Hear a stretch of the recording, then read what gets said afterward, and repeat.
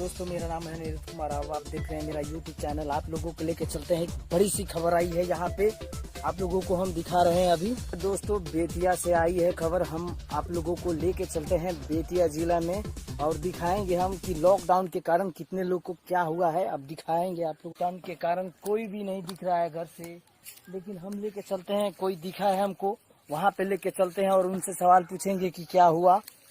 अभी हम आप लोगों को लेके चलते हैं, लाइव दिखाते हैं। ये जो मिले हैं इनसे हम पूछते हैं। तो बताइए गाय महाराज जी, आप जो लॉकडाउन हुआ है उसमें आपको क्या कहना है? ये लॉकडाउन में पूरा लेडी पानी जो आप लोगों को नहीं मिल रहा है, इसमें किसका हाथ है बताइए। आप गुस्सा मत कीजिएगा, आइए सुनिए सुनिए आप सुनिए, बताइए